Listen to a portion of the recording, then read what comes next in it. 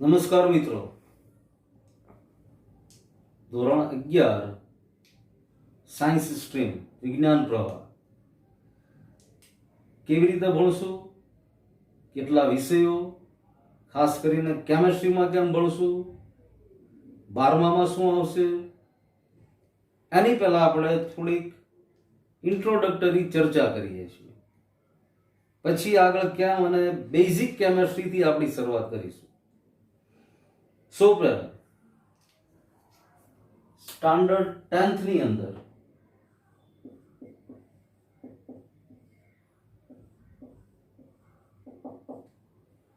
સાયન્સમાં બરાબર માર્ક કરો તો આપણી સામે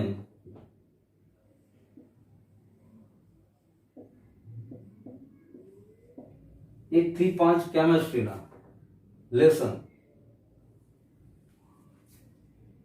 છઠ્ઠા લેસન થી ચાલુ કરી અને 9મા લેસન સુધી બાયોલોજી, 10મા લેસન થી ચાલુ કરી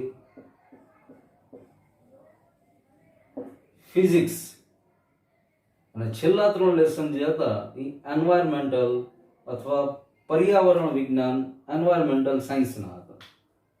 આવું 10મા ધોરણ સુધી ભણીને આવ્યા. હવે 11મા ધોરણની અંદર આપણી સામે સાયન્સની અંદર એ અને બી બે ગ્રુપ બની જાય છે. જે લોકો એ ગ્રુપમાં છે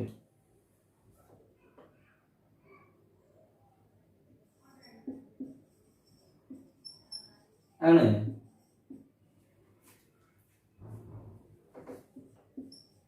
મેથ્સ,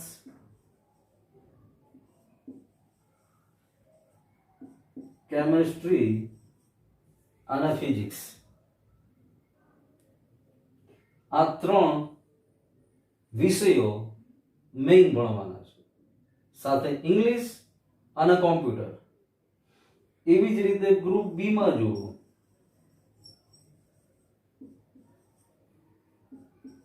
બાયોલોજી, કેમેસ્ટ્રી અને ફિઝિક્સ આ 3 વિષય ભણવાના છે.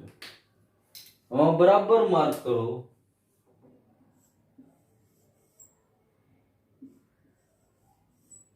ગ્રુપ એ અને ગ્રુપ બી બંનેમાં કેમેસ્ટ્રી અને ફિઝિક્સ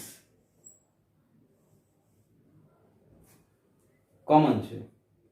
ગ્રુપ એ વાળાએ મેથ્સ ભણવાનું છે, ગ્રુપ બી વાળાએ બાયોલોજી ભણવાનું છે, પણ કેમેસ્ટ્રી અને ફિઝિક્સ બંને ગ્રુપ વાળાએ ભણવાનું છે. એટલે આ 10મા ધોરણનું આપણું સાયન્સ હતું. હવે 11મા અને 12મા ધોરણમાં આવી રીતે આપણે ભણવાનું છે. હવે પર્ટિક્યુલર કેમેસ્ટ્રી સબ્જેક્ટ ઉપર આવીએ તો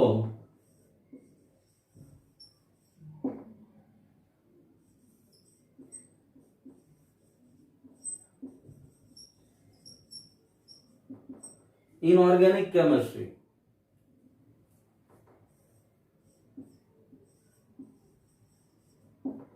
organic chemistry,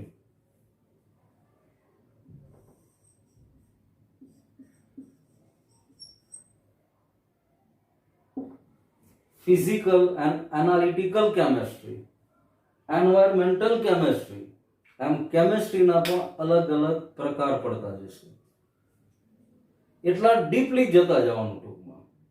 હવે 10મા ધોરણને યાદ કરો તો ઇનઓર્ગેનિક કેમેસ્ટ્રી આખું પીરિયોડિક ટેબલ ભણ્યા, આવર્ત કોષ્ટક, ઉપરાંત મેટલ નોન મેટલ ભણ્યા, જો કે મેટલર્જીમાં પણ આવે, પણ મેટલ નોન મેટલ ભણ્યા.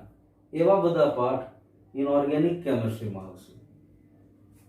ઓર્ગેનિક કેમેસ્ટ્રીનો માત્ર એક લેસન 10મા ધોરણમાં ભણ્યા અને આ લેસનથી ઓર્ગેનિક કેમેસ્ટ્રીની શરૂઆત થઈ આપણે. બાકી 9મા ધોરણ સુધી એવું ઓર્ગેનિક કેમેસ્ટ્રી આપણા સાયન્સમાં નથી. 10મા ધોરણનો લેસન નંબર 4 કાર્બનિક રસાયણ યાદ કરો. આલ્કોહોલ, કીટોન, આલ્ડિહાઇડ આવા બધા ક્રિયાશીલ સમૂહ ધરાવતી કેમેસ્ટ્રી ઓર્ગેનિક કેમેસ્ટ્રી. અને ફિઝિકલ કેમેસ્ટ્રી, એનાલિટિકલ કેમેસ્ટ્રી, એના બધા લેસન પણ આપણે 11-12 ભણશું, જેમાં કેમેસ્ટ્રીની સાથે થોડા પ્રમાણમાં ફિઝિક્સના કન્સેપ્ટ પણ આવતા હોય.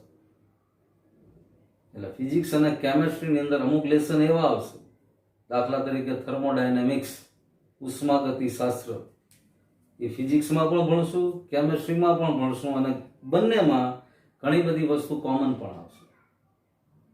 એટલે આ બેઝિક ખ્યાલ આપણે 11 અને 12 ધોરણમાં કેવી રીતે ભણવાનું છે એનો તમને હું આપી રહ્યો છું. બીજી અગત્યની વાત, 11 અને 12 ની અંદર ખાસ કરીને 12મા ધોરણમાં ઓર્ગેનિક કેમેસ્ટ્રી ઓલમોસ્ટ 38 થી 42 માર્કનું પૂછાય છે, અને ઓર્ગેનિક કેમેસ્ટ્રી મેથેમેટિક્સની જેવી છે. થોડુંક માઇન્ડ બરાબર દોડાવવાનું, પૂરા કોન્સન્ટ્રેશનથી ભણવાનું, તો આ કેમેસ્ટ્રી એકદમ ઇન્ટરેસ્ટિંગ કેમેસ્ટ્રી બની જશે. ભણવાનું બધું જ છે, પણ બધા વિષયની કાંઈક અને કાંઈક ખાસિયત હોય છે કે ભાઈ સહેલાઈથી બરાબર રીતે પચી શકે, મગજમાં બરાબર ગોઠવાઈ જાય, એમ કેમ ભણવું, અને સ્માર્ટ મહેનતથી. જો મહેનત 11-12 સાયન્સવાળા બધા જ વિદ્યાર્થીઓ કરવાના છે, પણ એ મહેનત આપણી બરાબર ઉગી નીકળે, એ મહેનતનો બરાબર આપણને ફાયદો થાય એવી સ્માર્ટ મહેનત કરવાની છે. અને એ મહેનત કેમ, કયા ટોપિકમાં કેવી રીતે થઈ શકે એની પણ જરૂર પડે, આપણે ચર્ચા કરતા જ જશું.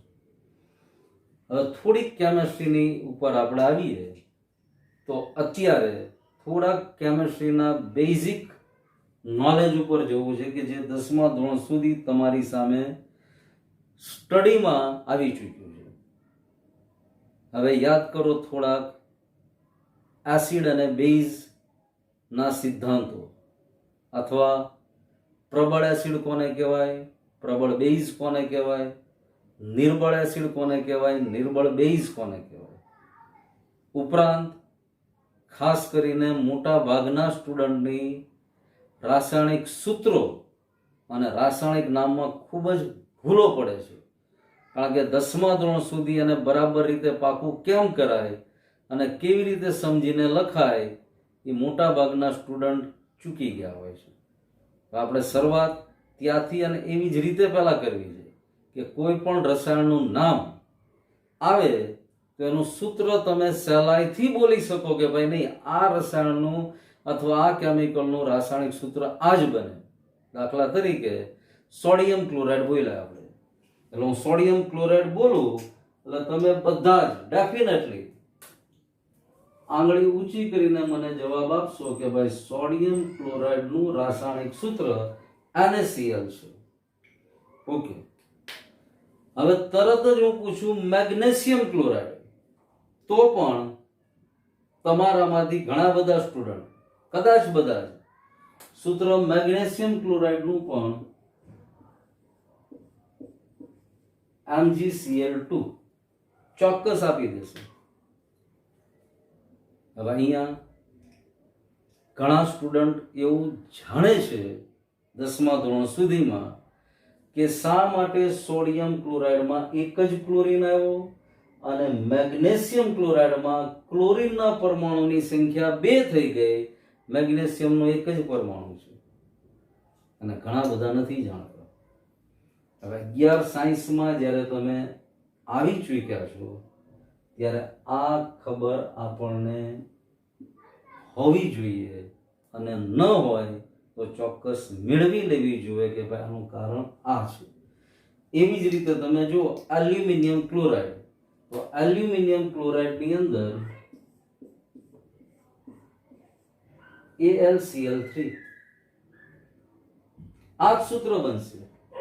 AlCl2 કે AlCl4 કે AlCl આ નહીં બને.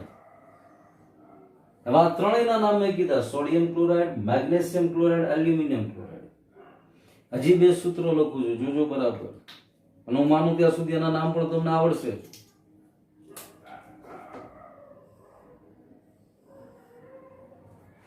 CO કાર્બન અને ઓક્સિજન છે. એટલે તમારામાંથી મોટા ભાગના મને જવાબ આપશે કે ભાઈ નહીં, આ કાર્બન મોનોક્સાઇડ નું સૂત્ર છે. અને એવી જ રીતે અહીંયા હું લખું બીજું CO2, એટલે ચોક્કસ એક સ્ટોન જવાબ આપવાનો કાર્બન ડાયોક્સાઇડ.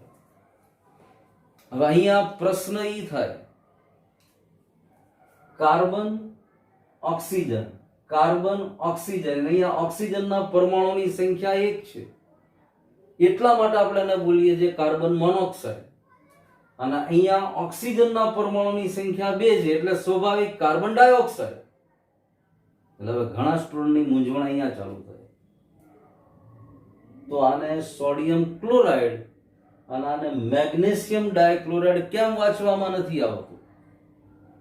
ઘણી બધી વાર 8મી 9મીમાં કે નાના ધોરણના વિદ્યાર્થીઓને આવા પ્રશ્નો ખૂબ થતા હોય છે, અને એ લઈને પણ આવે છે. અને આવા વિદ્યાર્થી ચોક્કસ આગળ વધ્યો, કારણ કે આવી ઉત્સુકતા ઉત્પન્ન થાય ને, એ માણસ આગળ વધતો જ જાય. એનો જવાબ એને ન મળે જ્યાં સુધી, ત્યાં સુધી શાંતિથી ન બેસે. Sodium chloride, magnesium chloride, aluminium chloride, અહીંયા ક્લોરીનના પરમાણુની સંખ્યા વધતી જાય છતાં નામમાં એનો ઉલ્લેખ નથી થતો, ખાલી ક્લોરાઇડ જ. જ્યારે અહીંયા ઓક્સિજનના પરમાણુની સંખ્યા વધતી જાય છે. કાર્બન મોનોક્સાઇડ કેમ? તો કે માત્ર એક જ ઓક્સિજન છે. કાર્બન ડાયોક્સાઇડ કેમ? તો કે ભાઈ 2 ઓક્સિજન થઈ ગયા. આવી બધી વસ્તુ બેઝિક કેમેસ્ટ્રીની અંદર આપણે પહેલા સેજ જોતા જઈશું. ચેપ્ટર ઉપર આપણે પહેલું ચેપ્ટર જ પહેલા સ્ટાર્ટ કરશું કેમેસ્ટ્રીનું, પણ આ વિડીયોમાં નહીં. આ વિડીયોમાં તો આવા ઘણા બધા રાસાયણિક સૂત્રો તમે કેમ સહેલાઈથી બનાવી શકો, એનું નામકરણ બરાબર કરી શકો, એના વિશે જ આપણે જોવું છે, જેનો સંયોજકતા ચાર્ટ હું તમારી સામે બોર્ડ ઉપર મૂકું છું. હવે જો બોર્ડ ઉપર વેલેન્સી ચાર્ટ અથવા સંયોજકતા આધારિત ચાર્ટ લખ્યો છે. આ બધા પોઝિટિવ આયન્સ અથવા ધન આયનો, આ બધા નેગેટિવ આયન અથવા ઋણ આયનો. અહીંયા ડોટ ડોટ ડોટ મતલબ આવા નેગેટિવ અને પોઝિટિવ આયનો આની કરતા પણ વધારે છે.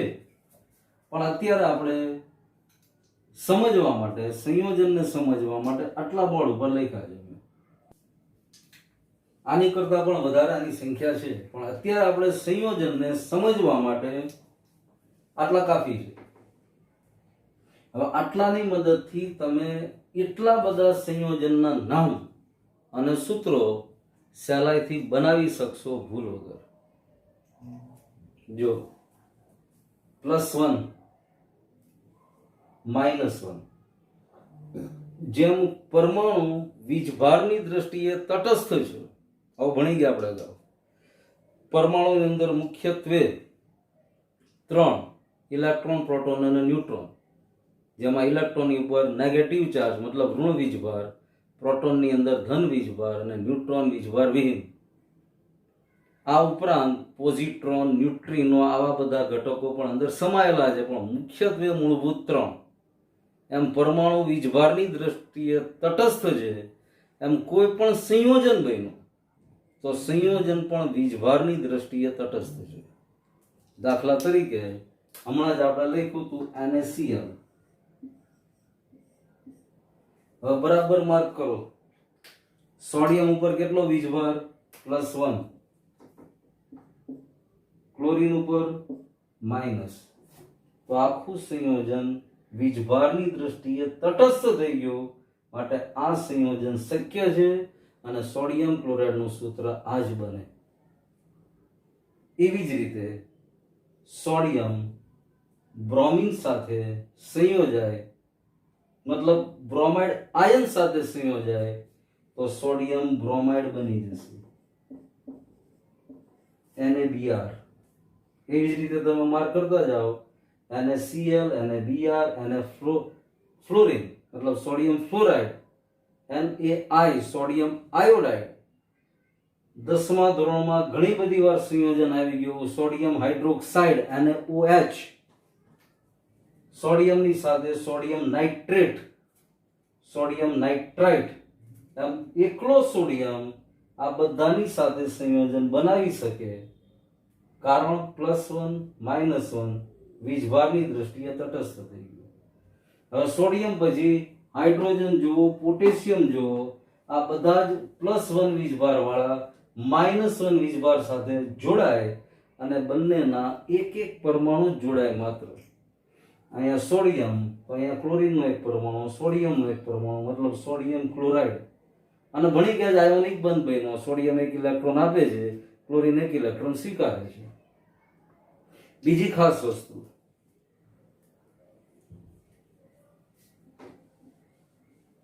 આ ચાર્ટને બરાબર રીતે માર્ક કરો તો આ 3 પેનનો યુઝ કર્યો છે.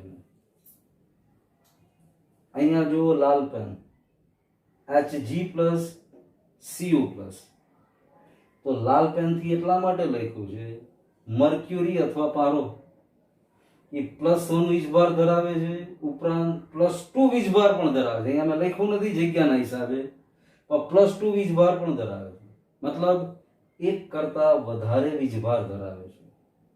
એવી જ રીતે Cu+, +1 પણ હોઈ શકે, +2 પણ હોઈ શકે, એટલે એને દર્શાવવા માટે મેં લાલ પેનનો યુઝ કર્યો છે. એવી જ રીતે જો Fe+2, Fe+3, આયરન પણ બંને પ્રકાર +2 ને +3 પ્રકારના વીજભાર દર્શાવે છે. બીજું બ્લેક પેનથી મેં લખ્યું છે NH4+. હવે પોઝિટિવ બધા જ આયનો જોઈ લો બરાબર. NH4+ સિવાયના બધા જ આયનોમાં માત્ર એક જ તત્વ રહેલું જોવા મળશે.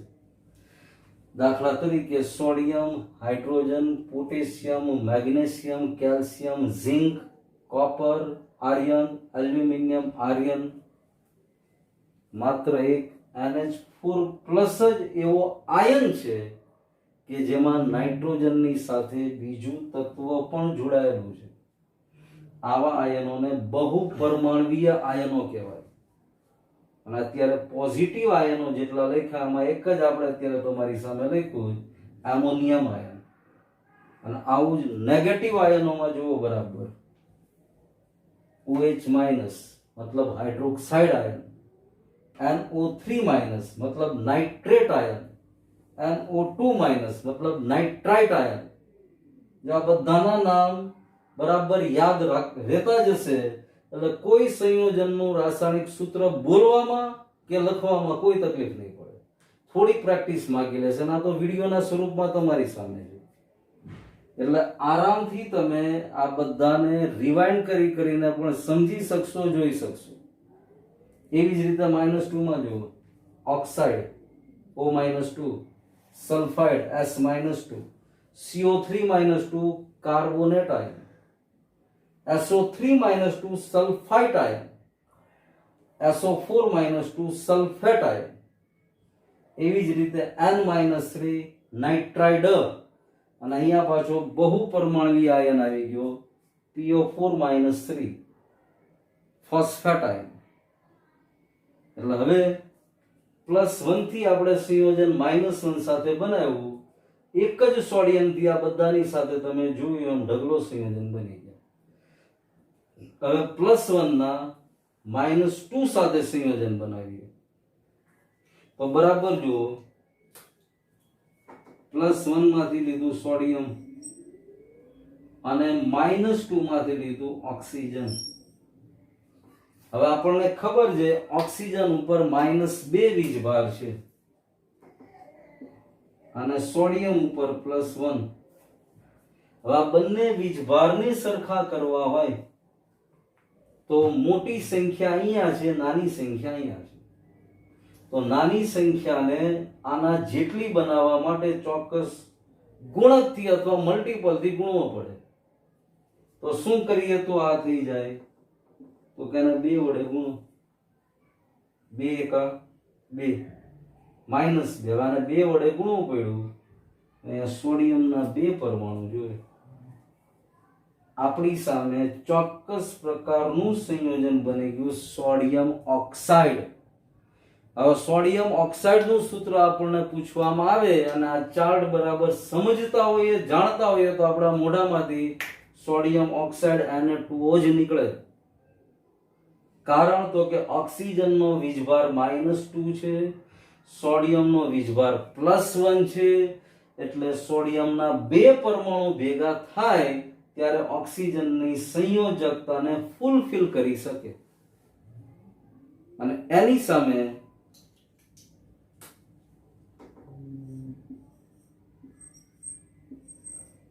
મેગ્નેશિયમ ઓક્સાઇડ આ પણ 10મા ધોરણમાં આવી ગયું આપણી સામે.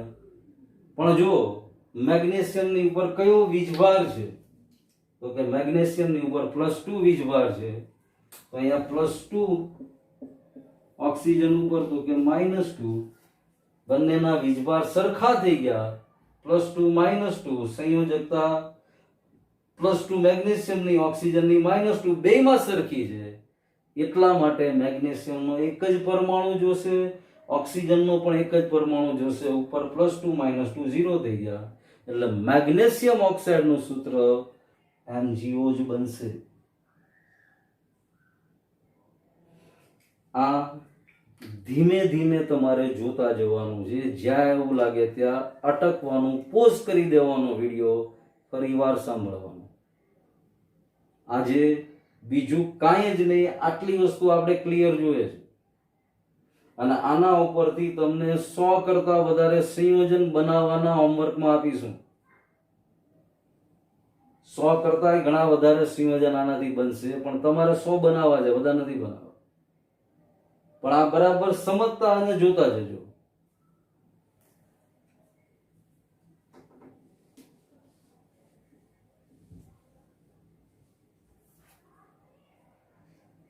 એવી જ રીતે જુઓ Mg, અહીંથી આપણે મેગ્નેશિયમ લીધું, કેટલો વીજભાર ઉપર તો કે +2. હવે જો મેગ્નેશિયમ ક્લોરાઇડ સાથે સંયોજન બનાવે તો અહીંયા હું લખું Cl -1. હવે અહીંયા +2 છે, અહીંયા -1 છે, આની સંયોજકતા +2 Cl ની -1. તો આ 2-3 ઉદાહરણો પરથી તમે ચોક્કસ કહી શકશો કે આમાં સંયોજન કેવી રીતે બની શકે. તો કે મેગ્નેશિયમની +2 સંયોજકતાને ફૂલફિલ કરવા માટે ક્લોરીનના 2 પરમાણુએ જોડાવવું પડે. હવે +2 -2 MgCl2, એટલે મેગ્નેશિયમ ક્લોરાઇડનું રાસાયણિક સૂત્ર MgCl2 જ બને. એટલે MgCl2 જો. એવી જ રીતે મેગ્નેશિયમ માનો CO3 સાથે જોડાય તો મેગ્નેશિયમની સંયોજકતા +2 CO3 ની -2, અહીંયા +2 -2 બેની સંયોજકતા, બંને આયનોની સંયોજકતા સરખી છે, એટલે આ આખું સંયોજન આપોઆપ બની ગયું મેગ્નેશિયમ કાર્બોનેટ MgCO3. જાણો છો તમે મેગ્નેશિયમ કાર્બોનેટનું પણ સૂત્ર. એવી જ રીતે જો CaCO3 કેલ્શિયમ કાર્બોનેટ, જેને ગુજરાતીમાં ચૂનાના પથ્થર તરીકે અથવા આરસ પહાણ અને ઇંગ્લિશમાં લાઇમસ્ટોન થી આપણે જાણીએ છીએ. એટલે કેમિસ્ટ્રીની સૌથી પહેલી જરૂરિયાત આવા રાસાયણિક નામ અને રાસાયણિક સૂત્રો, અને ઈ બરાબર આવડે તો રાસાયણિક સમીકરણો લખતા અને સંતુલિત કરતા સહેલાઈથી આપણને આવડવા મળશે. હવે +3 વાળું લઈએ. અહીંયા +3 Al+3 અને સામે કોઈ પણ -3 વાળું લ્યો, દાખલા તરીકે PO4 -3, તો સીધું જ સૂત્ર આપણી સામે આવી ગયું AlPO4, એલ્યુમિનિયમ ફોસ્ફેટ. કારણ કે આની સંયોજકતા +3 છે, આની -3 છે. પણ જો એલ્યુમિનિયમ ક્લોરીનની સાથે સંયોજાય તો સૂત્ર બની જાય AlCl-1 +3. હવે એક એલ્યુમિનિયમ પાસે +3 વીજભાર છે, Cl ઉપર ઓનલી -1. તો આટલા ઉદાહરણના આધારે તમે ચોક્કસ લખી શકો therefore AlCl3 એલ્યુમિનિયમ ક્લોરાઇડ નું સૂત્ર AlCl3 જ બનશે. એટલે આવી રીતે ઘણા બધા સંયોજનો આના ઉપરથી બનાવી શકાય. હવે આવા તમારે મિનિમમ ઓછામાં ઓછા 100 સંયોજનના નામ અને રાસાયણિક સૂત્રો બનાવવાના છે 100. અને આ સૂત્ર હોમવર્કની અંદર લખી મને મારા નંબર ઉપર સેન્ડ એઝ એ હોમવર્ક કરી મોકલી આપવાના છે. અને બીજું, આ આખું જે ભણ્યા એના આધારિત દર વખતે તમને એક નાનો એવો ક્વેશ્ચન મૂકીશું, એ થોડોક ઇન્ટરેસ્ટિંગ હશે. એનો આન્સર તમારે મને ચેટની અંદર આપવાનો છે. એમાં તમે સીધો જવાબ મને લખીને મોકલી આપજો, કારણ કે એમાં લિમિટેશન હોય શબ્દોની. એટલે એની અંદર હું તમને એવો જ ક્વેશ્ચન મૂકીશ કે તમે 1 કે 2 કે વિધિન 3 વર્ડ્સની અંદર આન્સર આપી શકો. હવે ક્વેશ્ચન હું અહીંયા લખું છું. આટલું ભણ્યા પછી એલ્યુમિનિયમ સલ્ફેટ આની કેમિકલ ફોર્મ્યુલા અથવા ગુજરાતીમાં રાસાયણિક સૂત્ર તમારે મને કોમેન્ટની અંદર મતલબ ચેટની અંદર લખીને મોકલવાનું છે કે ભાઈ તમારી દ્રષ્ટિએ એલ્યુમિનિયમ સલ્ફેટ નું રાસાયણિક સૂત્ર આ છે. અને હોમવર્કમાં 100 સૂત્ર મિનિમમ, વધારે બને એટલા વધારે સારું, આટલા બનાવવાના છે. બાકી આની પછીના વિડીયોમાં આપણે ચેપ્ટર નંબર 1 કેમેસ્ટ્રીનું સ્ટાર્ટ કરશું. કેમેસ્ટ્રીની બુક ન હોય તો વેબસાઇટ ઉપરથી ડાઉનલોડ કરી લેજો, અથવા તો કોઈ ભાઈબંધ દોસ્તાર આગળના વર્ષોમાં ભણ્યા હોય 11માં કે એની પહેલા ભણી ગયો એની બુક લઈ લેજો, તો જ વધારે મજા આવશે. Thank you. મળીએ છીએ આની પછી.